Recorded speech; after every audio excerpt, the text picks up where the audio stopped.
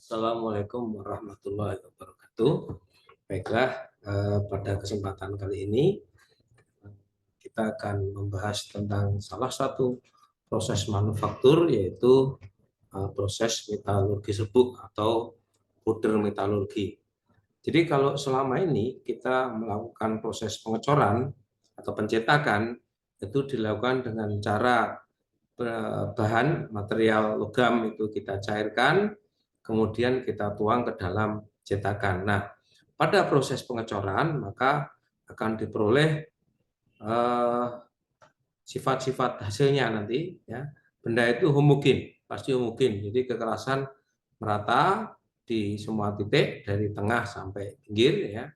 Kemudian juga ada kemungkinan adanya cacat coran. Misalnya kalau kita pakai pasir cetak itu sering terjadi porositas, ya, di mana porositas ini tidak terkendali. Ini sering merugikan. Kemudian juga ada bahan-bahan nanti yang ketika proses pengecoran itu dia akan mengisi bagian-bagian saluran masuk misalnya, kemudian saluran keluar, kemudian bagian runner dan bagian riser. Nah, barang-barang ini nanti akan dibuang, ya, sehingga nanti ada sebagian material yang harus dibuang atau tidak dimanfaatkan. Nah, berikutnya pada proses metalurgi serbuk ini kita lakukan pencetakan bukan dari bahan cair, tetapi dibuat dari bahannya berupa serbuk. Nah, seperti apa, ya, bahan berupa serbuk itu prosesnya seperti apa? Maka kita akan mulai, ya. Jadi ini gambaran satu produk yang dibuat dari metalurgi serbuk. Oke.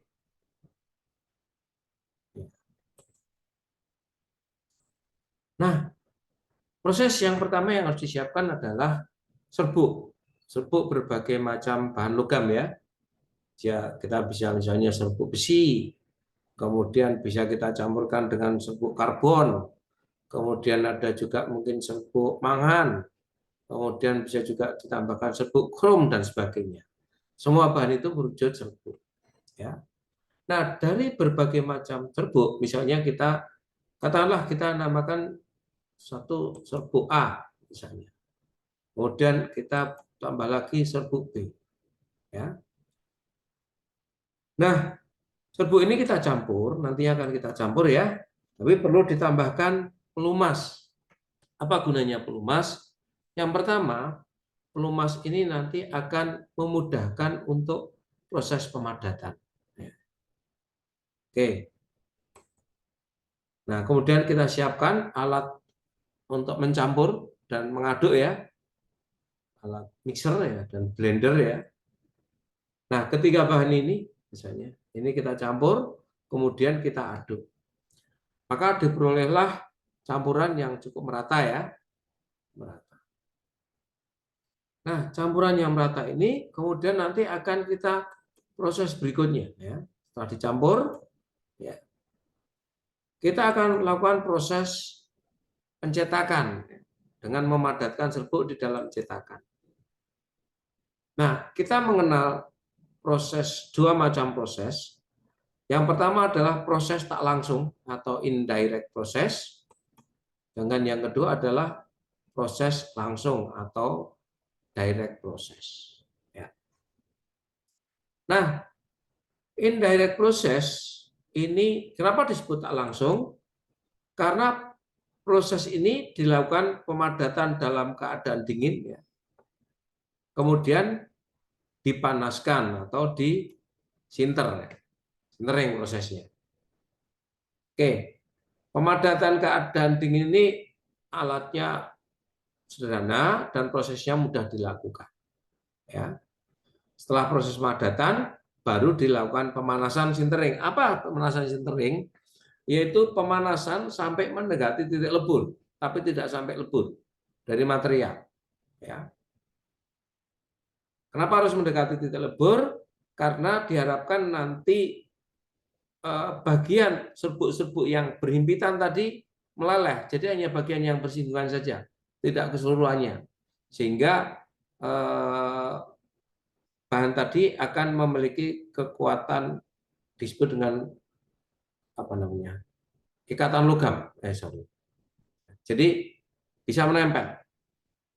Oke, sedangkan pada proses langsung, ya, maka proses ini dilakukan pemadatan sambil dipanaskan, ya, dalam keadaan panas. Oke, dari kedua proses ini akan menghasilkan benda kerja, ya, yang sudah kuat, ya, cukup kuat. Nah, kemudian benda kerja yang dihasilkan ini ada kemungkinan bisa langsung digunakan, ada kemungkinan harus mengalami proses perlakuan lanjut, ya. Misalnya perlu finishing, ya. Finishing itu bisa misalnya resizing. Jadi misalnya tadi ketika sudah dipres, kemudian disinter, itu mungkin saja bisa mengalami perubahan dimensi, ya.